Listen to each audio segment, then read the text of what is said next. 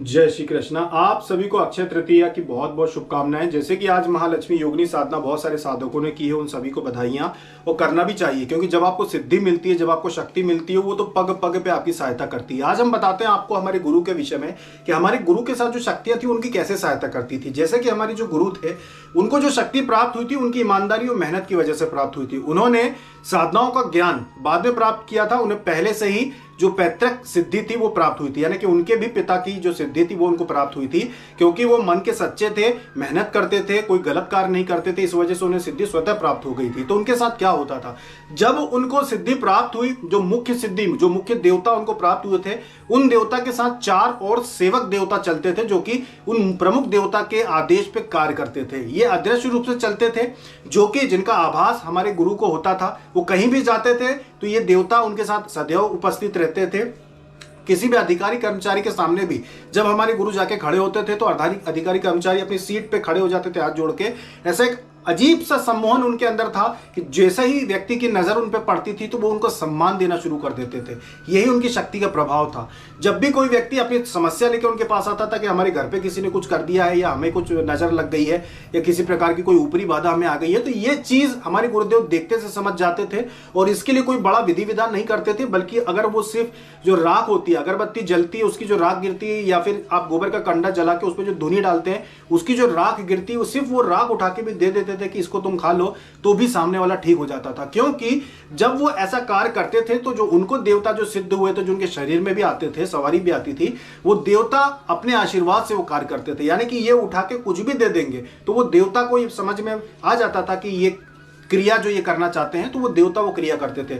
और जो देवता के 4 सेवक देव थे, वो उनके सारे कार्य करते थे देवता के आदेश पे। तो उन्हें ये शक्ति प्राप्त थी कि उन्हें आज्ञा चक्र जो था, वहां पर सारी चीजें उनको दिखाई देती थी। हमारे गुरुदेव को ये जो सिद्धि थी उन्हें स्वतः प्राप्त हुई थी। और किसी के भी विषय में, अगर किसी के यहाँ से कोई खो गया है, या फिर किसी के जैसे ग्रामीण क्षेत्रों में जानवर खो जाते हैं, कहीं निकल जाते हैं, तो ये सारी चीजें उनको दिखाई दे जाती थी कि किसका कौन जानवर या इंसान कहाँ गया है, किस दिशा में गया है, इस सारी बातें वो बता देते थे। ये अद्भुत शक्ति उनके पास थी।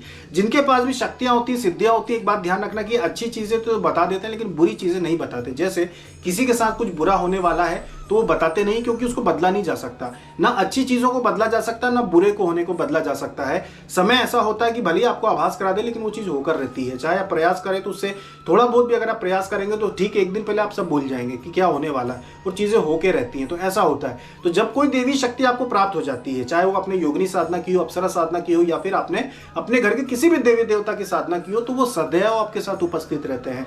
जब आप लोगों से बात करते हैं तब भी वो आपके साथ रहते हैं, और आपकी बात जो होती है वो प्रभावी होती है।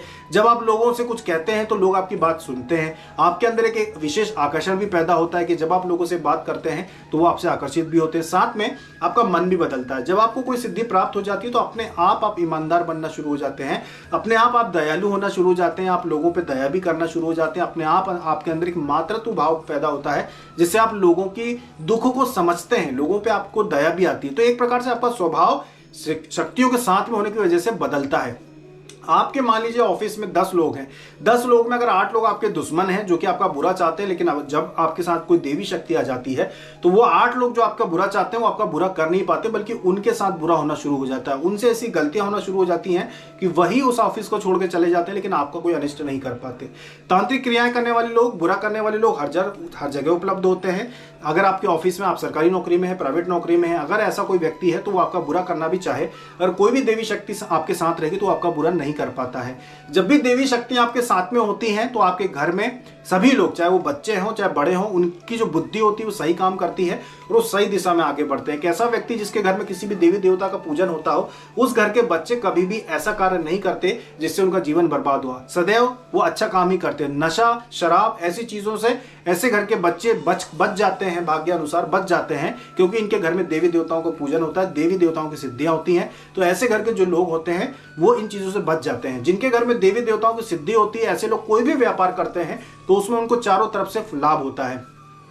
अपने आप उनको समझ में आता है कि हमें कहां से लाभ मिल सकता है, और उनको हर तरफ से लाभ मिलता है। जिनके घर में देवी देवताओं की सिद्धि होती है उनको सदैव लाभ ही मिलता है। इसीलिए अपने जीवन में देवी देवताओं की सिद्धि होना बहुत आवश्यक होती है। जिनको भी आप मानते हो, जिनको भी आप चाहते हो, उनकी सिद्धि जब आप करते हैं तो आपका इस तरह से साथ देती है, जैसे हमारे गुरुदेव की सिद्धियों ने उनका साथ दिया था। और उसके बाद भी अभी हमारे गुरुदेव का जो स्थान है वहां पे अभी भी वो सिद्धि जो है वो उपलब्ध है, और अन्य व्यक्ति जो वहां पे सेवा करते हैं वो उनके इशारे पे कार्य करती है, वो उनके निवेदन करने पे कार्य करती है और लोगों का भला करती है। माना कि वो जो सेवक है, जो साधक हैं जो वहां पे अभी सेवा कर रहे हैं, उनकी शक्ति और बढ़ती जाएगी बढ़ती जाएगी बढ़ती जाएगी, और बड़े बड़े कार्य वो कर पाएंगे। और ऐसा ही होता है, जो देवी शक्तियां होती हैं कई बार वो साथ नहीं छोड़ती हैं, और कई बार वो दर्शन भी देती है। जो साधक वहां रहते हैं उनको मनुष्य रूप में वो जो देवता है वो दर्शन भी देते हैं, कई बार उनको दिखाई देते हैं जब वो अकेले होते हैं, तो उनको ये विश्वास रहता है कि मैं अकेला नहीं हूं, मेरे साथ देवता की शक्ति है। तो ये जो देवी शक्तियां होती है कभी आपको अकेला नहीं छोड़ती, हमेशा आपके साथ रहती है। कितने भी अंधेरे में, कितने भी एकांत जंगल में, शमशान में, कहीं भी आप चले जाइए, आपकी शक्तियां सदैव आपकी सुरक्षा करती है